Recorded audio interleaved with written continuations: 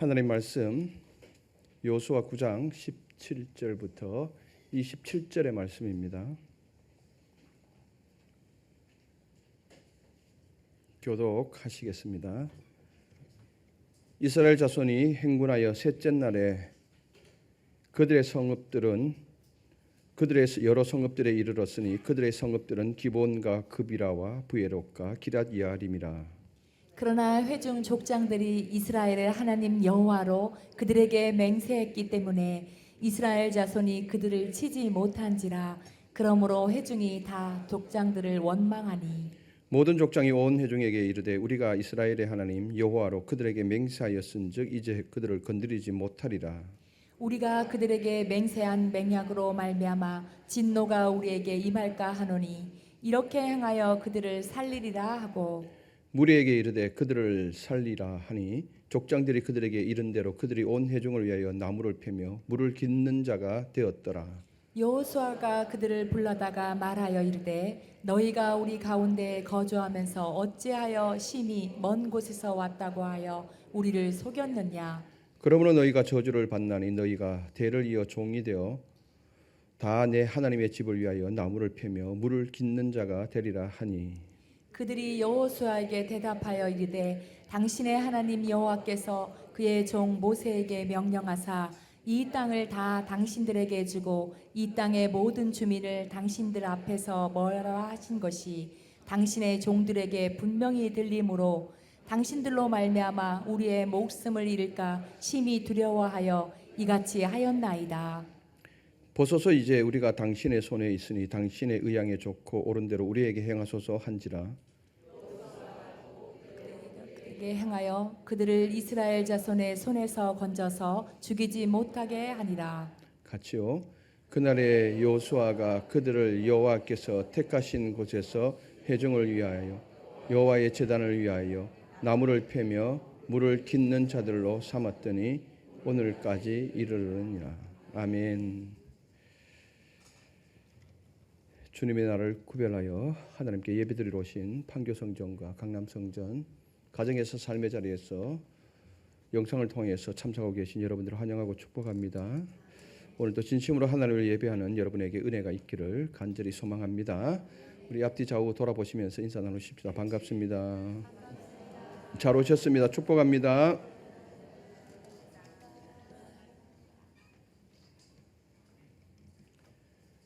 여러분, 속임수나 거짓은 언젠가는 드러나게 되어 있습니다.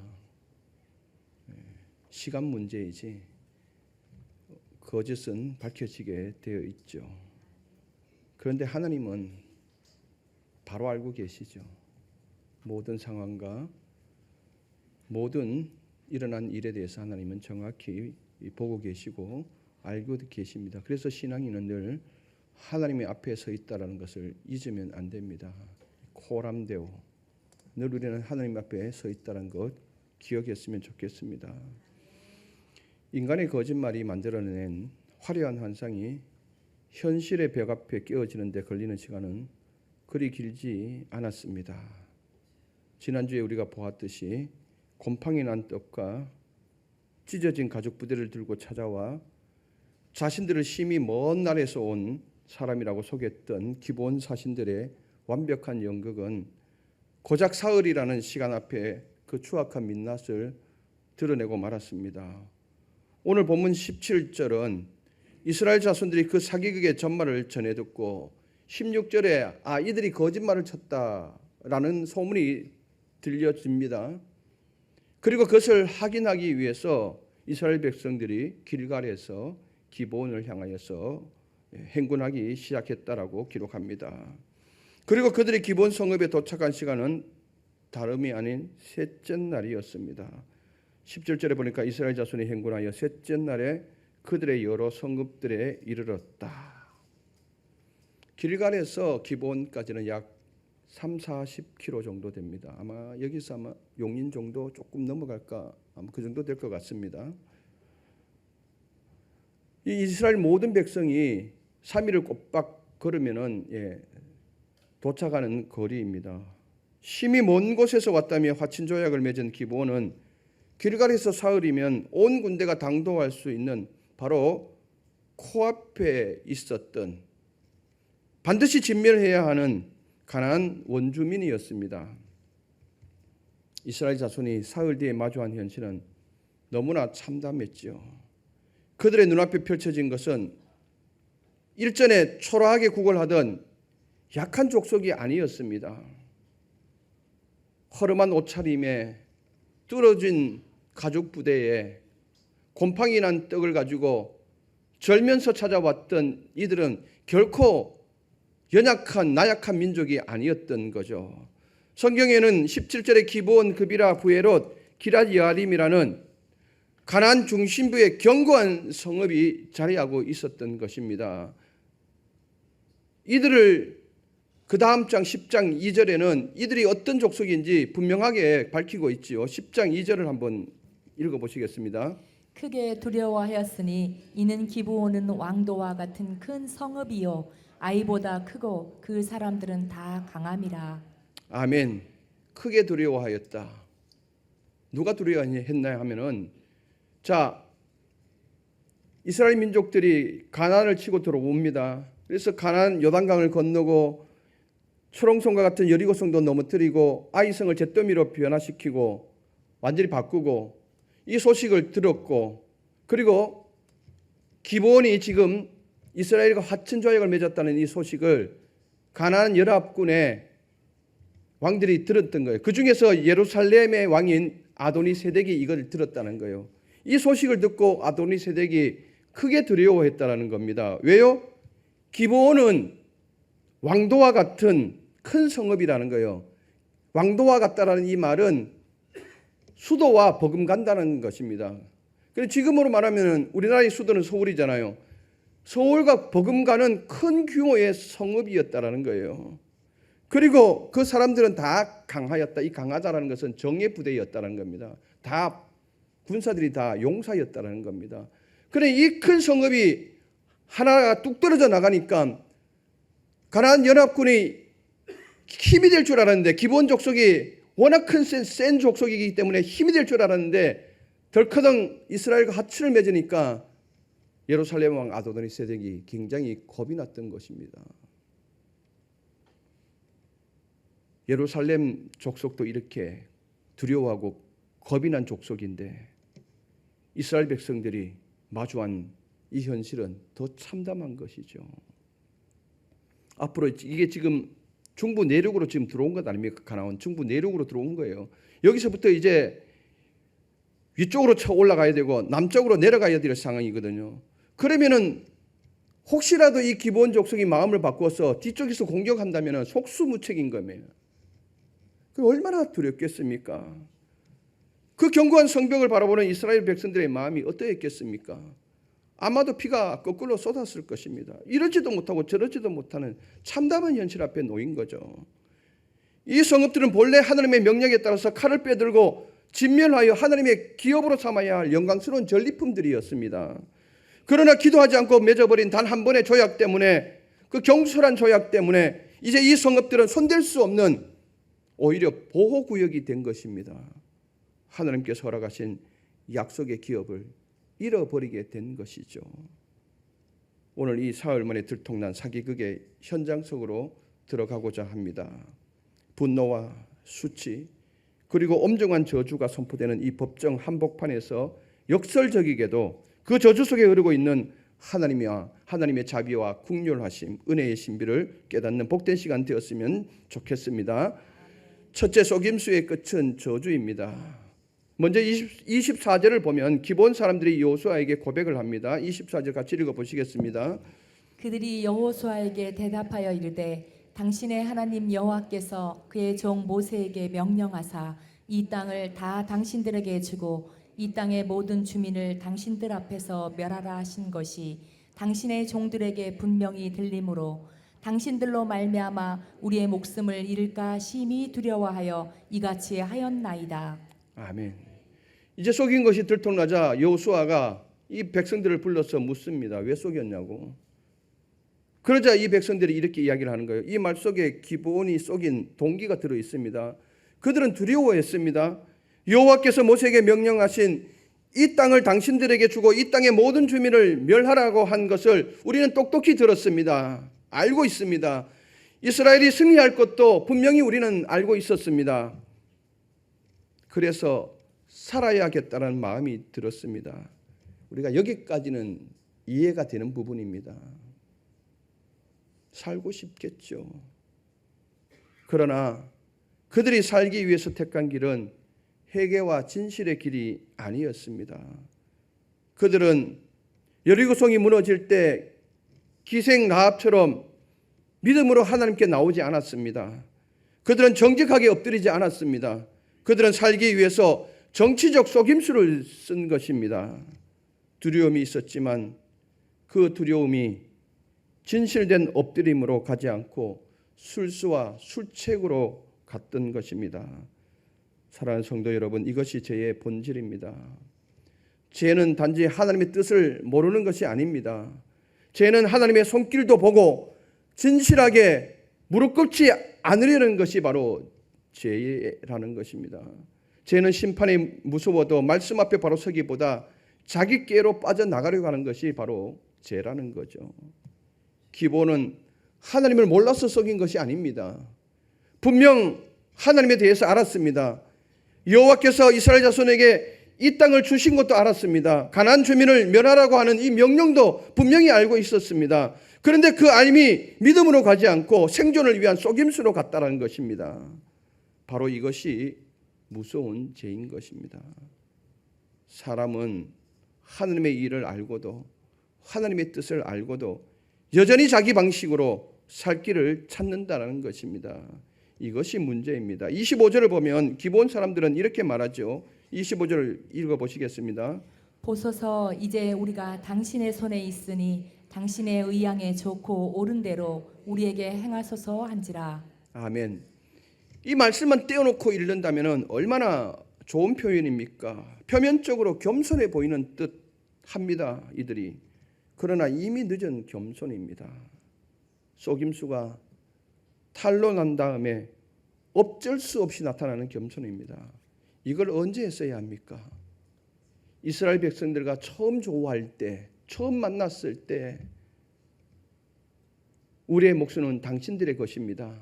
죽이든 살리든 마음대로 처분하십시오. 그때 했으면은 하나님께서, 그때 엎드렸으면은 하나님께서 이 백성들을 살려주셨을 것입니다. 속임수로 다 속여놓은 다음에 탄로가 난 다음에 살기 위해서 겸손, 너무 늦은 겸손이었던 것입니다. 분명하게 여호수아는 선언하죠. 22절 23절에 같이 읽어보실까요? 여호수아가 그들을 불러다가 말하여 이르되 너희가 우리 가운데에 거주하면서 어찌하여 심히 먼 곳에서 왔다고 하여 우리를 속였느냐. 그러므로 너희가 저주를 받나니 너희가 대를 이어 종이 되어 다 내 하나님의 집을 위하여 나무를 패며 물을 깃는 자가 되리라 하니. 아멘. 여기서 우리는 하나님의 거룩함을 보아야 합니다. 죄와 가까이 할 수 없는 하나님의 거룩하심. 하나님은 기본의 속임수를 그냥 넘어가지 않으셨습니다. 그들이 죽음을 면했다고 해서 그들의 죄가 없어진 것이 아닙니다. 그들은 저주 아래 놓이게 되었습니다. 속임의 대가가, 거짓말의 대가가 바로 저주였습니다. 그 죄의 대가는 그들의 운명이 낮아지게 된 것입니다. 그들의 자리는 종의 자리로 떨어진 것이죠. 나무를 베어다가 쪼개는 자들로, 물을 길어 나르는 자리로 그들의 삶의 위치가 바뀌게 됩니다. 나무를 쪼개는 일, 나무를 베어서 쪼개는 일, 장작을 패는 일, 물 깃는 일은 이스라엘 진영에서 가장 천대받는 이방인 노예나 가장 밑바닥 계층에서 하는 아주 천한 일이었습니다. 가나안의 중심부의 사람들이 종의 자리로 떨어진 것입니다. 저변표로 내려앉은 것입니다. 성도 여러분, 이것은 기본만의 이야기가 아닙니다. 우리의 인생도 마찬가지입니다. 사람이 진실하게 회개하지 않으면, 말씀 앞에 정직하게 서지 않으면, 자기 수단과 방법으로 문제를 풀려고 하면 당장은 위기를 넘기는 것 같지만은 결국에는 더 무거운 짐을 남기게 되는 것입니다. 속임수 하나로 당장의 문제를 피한 것 같지만 나중에는 그 거짓말이 삶을 묻게 합니다. 타협으로 편안을 얻은 것 같지만 나중에는 그 타협이 영혼을 무겁게 만듭니다. 여기서 우리는 기본 족속만 볼 것이 아니라 이스라엘도 함께 보아야 합니다.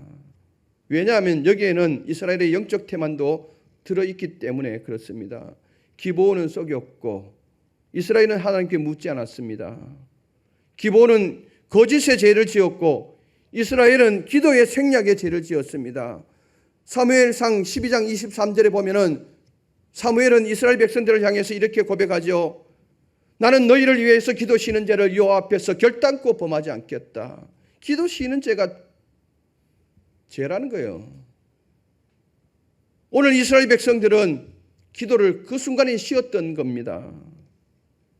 그래서 이스라엘 공동체는 원망하게 되었고 족장들은 난처해지고 모두가 무거운 결과를 따게 된 것입니다. 기본 족속만 무거운 결과를 따는 것이 아니라 이스라엘 족속조차도 무거운 결과를 따게 된 것입니다. 18절 같이 한번 읽어보시겠습니다.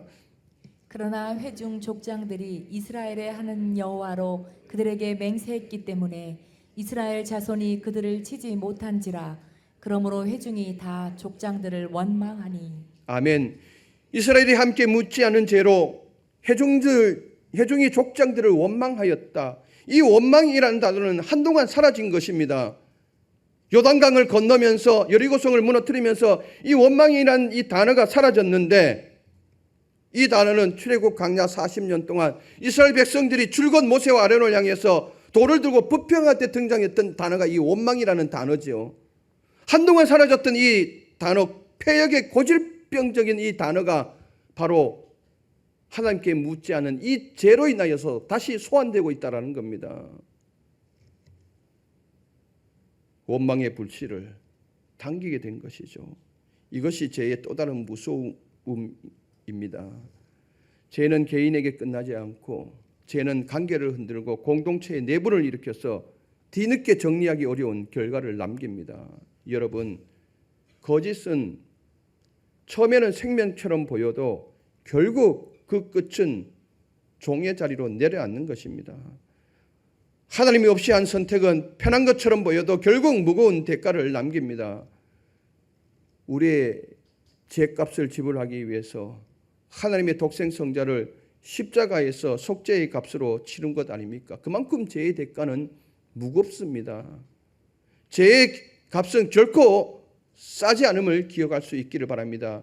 우리의 죄값을 치르기 위해서 하나님의 독생성자를 대속물로 주셨다는 거, 엄청나게 비싼 대가를 치른 것 아닙니까?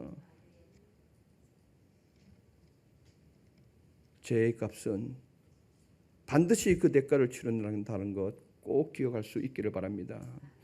그러나 여러분, 오늘 본문은 여기에서 끝나지 않습니다. 바로 이 지점에서 우리는 하나님의 놀라운 성품을 보게 됩니다.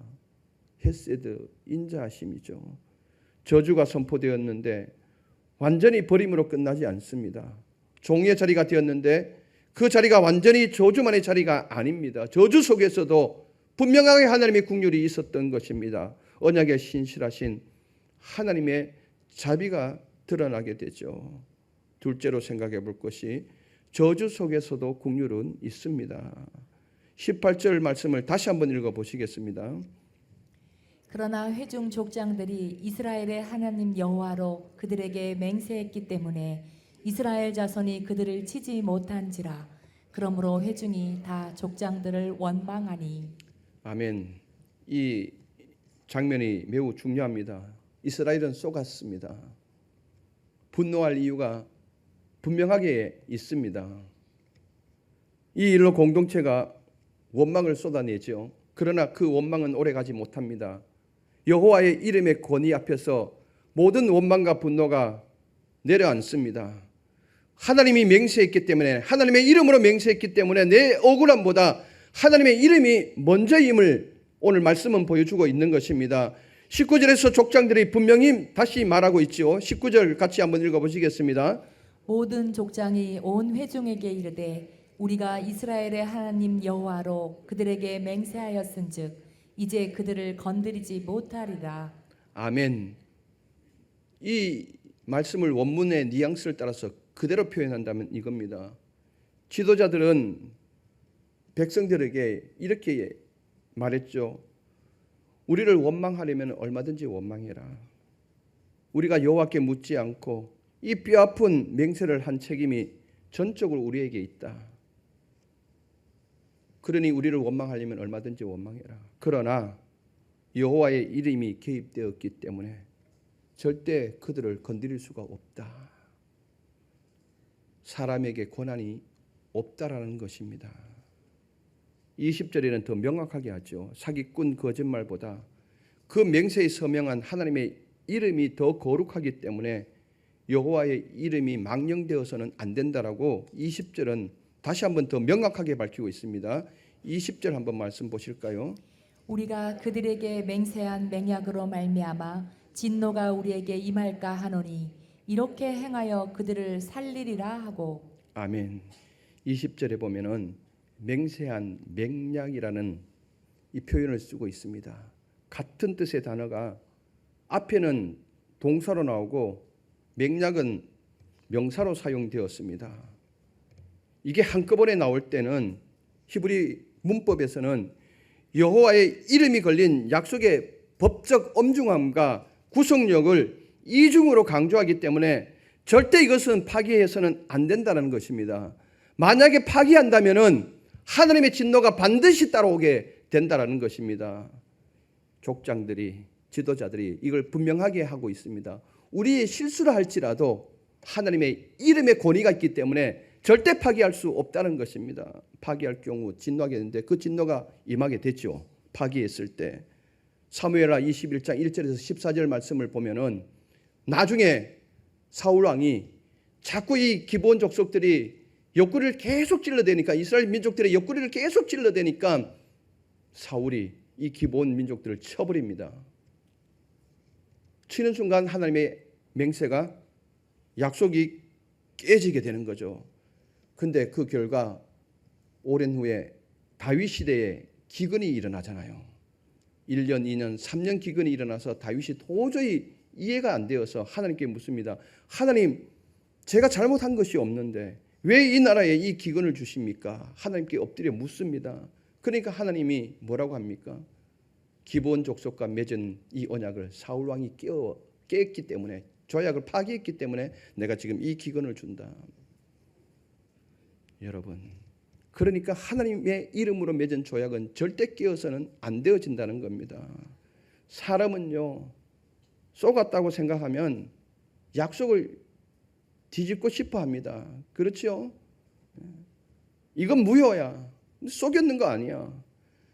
내가 손해본 것 같으면은 말을 바꾸고 싶어 합니다. 그때는 내가 그렇게 이런 상황이었고 지금은 상황이 달라졌지 않냐고. 그러니까 참작해달라고 막 이야기를 하잖아요. 그러나 여호와의 이름이 걸린 맹세는 절대 가볍지 않습니다. 여기서 하나님의 거룩하심이 드러납니다. 이스라엘은 분명 잘못 판단했습니다. 기브온은 이스라엘이 오판할 수 있도록 완벽한 속임수를 썼습니다. 증거 자료를 다 갖다 대었잖아요. 그러나 여호와 이름이라는 지울 수 없는 이 속임수보다 무거운 하나님의 이름에 인감이 빵 찍힌 겁니다. 여러분, 우리가 중요한 계약을 할 때 인감을 가지고 오잖아요. 그 인감 도장을 찍으면 그건 끝나는 겁니다. 완전히 확정된 겁니다. 더군다나 하나님의 이름에 인감이 찍힌 것은 인간이 도저히 번복할 수 없는 것입니다. 정말 우리의 삶에도 하나님의 이름을 무겁게 여겨야 합니다. 내 이름은 가볍게 취급될지언정 하나님의 이름은 무겁게 여겨야 합니다. 자녀들과 가끔 약속을 하잖아요. 어릴 때 아빠가 이거 꼭 해줄게 그러면 자녀가 뭐라 그럽니까? 아빠 전에도 약속해놓고 안 했잖아. 막 그렇게 이야기하잖아요. 그러면 신앙을 가진 가정들은 뭐라고 합니까? 오늘은 진짜 하나님의 이름을 걸고 맹세할게, 약속할게 그러잖아요.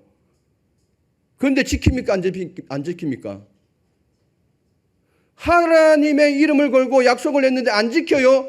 그러면 아이들의 마음 가운데 하나님의 이름도 별거 아니네 이렇게 생각되는 거예요. 여러분, 사소한 약속이라도, 친구 간의 사소한 약속이라도 하나님의 이름을 걸고 맹세했다면 반드시 지켜야 합니다. 하나님의 이름을 걸고 자녀하고 약속했는데 그 약속을 바로 지키면은 와, 하나님이 정말 무섭기는 무서운가 보나. 아이의 심령에 그렇게 들어가는 거예요. 여러분, 어떠한 상황 속에서라도 하나님의 이름을 가볍게 여기지 마시길 바랍니다.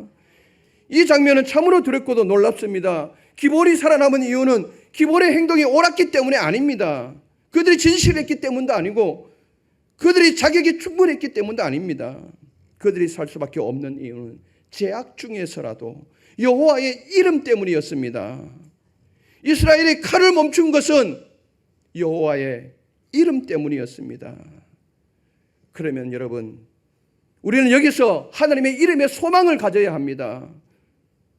우리가 실패하고 떨어지고 연약해지고 힘든 상황이 있습니다. 그러나 여호와의 이름만 붙들으면 그 이름이 우리를 살리시고 일으키시고 새롭게 하시는 역사가 일어나는 것입니다. 어떠한 상황 속에서라도 여호와의 이름을 여러분 잡으시길 바랍니다. 기본적 속도 죄악 중에 여호와의 이름 때문에 살아났는데 하물며 우리가 하나님의 이름을 거룩하게 여기고 그 이름을 붙잡는다면 우리의 삶에서 왜 안 일으켜 주시겠습니까? 하나님의 이름을 꼭 붙잡으시길 바랍니다. 그리고 그 하나님의 이름 때문에 기본에게 한 줄기 국률이 남는 것을 보게 되죠. 27절 마지막 절 한번 읽어보시겠습니다. 그날에 여호수아가 그들을 여호와께서 택하신 곳에서 회중을 위하며 여호와의 제단을 위하여 나무를 패며 물을 깃는 자들로 삼았더니 오늘까지 이르니라. 아멘. 이 말씀을 잘 보십시오. 기브온은 분명 저주를 받았습니다. 낮아졌습니다. 종의 자리로 내려앉았습니다. 그러나 그들이 어디에 남겨졌습니까? 여호와의 제단 곁에 남겨진 것입니다. 이것이 국률이고 하나님의 은혜인 것입니다. 하나님의 집 가까운 자리로 얼마나 귀한 자리로 남게 되었습니까? 시편 84편 10절에 보면 이 시인이 하나님의 집이 어떤 것인지 분명하게 고백하고 있지 않습니까? 시편 84편 10절 말씀 한번 보십시다. 주의 궁정에서의 한 날이 다른 곳에서의 첫날보다 나은즉 악인의 장막에 사는 것보다 내 하나님의 성전 문지기로 있는 것이 좋사오니. 아멘. 시인은 이렇게 고백하죠. 구중궁궐에서의 첫날보다 하나님의 문지기로 한 날을 지내는 것이 100번 낫다라고 그렇게 고백하고 있습니다. 죄악 중에 저주를 받았지만은 기본 족속이 여호와의 이름 때문에 하나님의 제단 곁으로 간 것입니다. 얼마나 큰 은혜입니까? 참 놀라운 국률입니다. 하나님은 기본의 죄를 가볍게 넘기지는 않았습니다. 그러나 그 죄를 다루시면서도 그들을 완전히 끌어버리지 않으셨습니다. 당신의 이름 때문에 이들을 가난 성박으로 내치지 않았고 우상 제단으로 떠밀지도 않았습니다. 바로 여호와의 제단 곁에 두셨습니다. 이것이 국률입니다. 하나님은 죄를 심판하시되 하나님의 국률하심도 거두시지 않으십니다. 기본은 속임으로 살아남으려 했습니다. 그러나 결론은 여호와의 제단 곁에 남게 된 거죠. 이것은 그들이 원래 의도했던 구원은 아니었습니다. 그러나 하나님은 죄를 다루시는 가정 속에서도 그들을 제단 가까운 은혜의 자리에 두었습니다. 당신의 이름 때문에. 할렐루야. 우리는 여기서 자연스럽게 예수 그리스도를 바라보게 됩니다. 우리는 본래 하나님 앞에서 진실된 자들이 아니었습니다. 어둠의 자녀였고 로마서 3장에 보면 세상은 속임을 일삼는다 그랬습니다. 우리가 세상의 속에 속했을 때는 늘 속임수로 살아갔던 삶이었습니다. 우리는 하나님 앞에 정직하게 엎드리기보다 내 방식대로 내 문제를 풀려고 했고 내 생존을 위해서 적당히 꾸미며 살아가려고 하는 습성들이 있습니다. 그런데 하나님께서는 그런 우리를 완전히 끊어버리지 아니하시고 하나님의 제단 곁으로 남겨주셨습니다. 그래서 오늘 또 이 자리에 앉아서 예배를 드리고 있는 것 아닙니까? 왜요? 예수 그리스도라는 성자 하나님과 맺은 그 이름의 언약 때문에 우리의 거짓과 죄가 십자가에서 다 지불되었기에 우리가 내팽개침을 당하지 않고 오늘 또 은혜의 자리에 앉아 있는 것입니다. 이것이 하나님의 국률하심입니다. 이것을 로마서 8장 1절 2절에서는 사도 바울이 이렇게 고백합니다. 같이 한번 읽어보시겠습니다. 그러므로 이제 그리스도 예수 안에 있는 자에게는 결코 정죄함이 없나니 이는 그리스도 예수 안에 있는 생명의 성령의 법이 죄와 사망의 법에서 너를 해방하였음이라. 아멘. 하나님의 공의는 지나가지 않습니다. 죄의 대가는 반드시 지불해야 합니다. 그래서 우리 인류의 죄의 대가를 당신의 아들 독생 성자에게 그 죄의 대가를 물어서 그 대신 짊어지게 했던 것입니다. 그 언약 때문에 우리는 버림을 당하지 않고 오늘 이 자리에서 하나님을 찬양하며 아바 아버지라 부르며 예배할 수 있었던 것입니다. 이것이 진실된 복음이고 참 복음인 것입니다. 사랑하는 성도 여러분, 오늘 본문을 통해서 우리는 두 가지를 함께 붙들어야 합니다. 하나는 죄를 절대 가볍게 여기지 말라는 것입니다. 속임수 거짓은 반드시 그 대가를 남깁니다. 진실하지 않는 길은 결국 낮은 자리로 눌러앉게 되는 것입니다. 다른 하나는 하나님의 징계 속에서도 반드시 긍휼을 남기십니다. 하나님의 이름을 붙들고 의지하는 자들에게 실패의 자리에서도 좌절의 자리에서도 절망의 자리에서도 은혜의 자리로 이끄심을 믿으시기를 바랍니다. 하나님께서 우리 모두에게 죄를 미워하는 거룩함과 하나님의 이름을 무겁게 여기는 마음을 주심으로 이번 한 주간도 하나님의 긍휼하심이 있기를 축원합니다. 기도드리겠습니다. 살아계신 하나님 아버지, 진멸받아 마땅한 자격 없는 죄인들을 십자가의 크신 긍휼로 덮어주시니 감사드립니다. 주님, 우리는 하나님께 묻지 않고 세상과 적당히 타협하다가 내 삶의 한복판에 기브온이라는 죄의 요새를 만나 아픔을 마주할 때가 너무 많았습니다. 우리의 어리석음과 영적 교만을 용서하여 주옵소서. 이제 기브온 자손들처럼 인간적인 변명과 꾀를 모두 내려놓게 하여 주시고 주님의 절대 주권 앞에 엎드리게 하옵소서.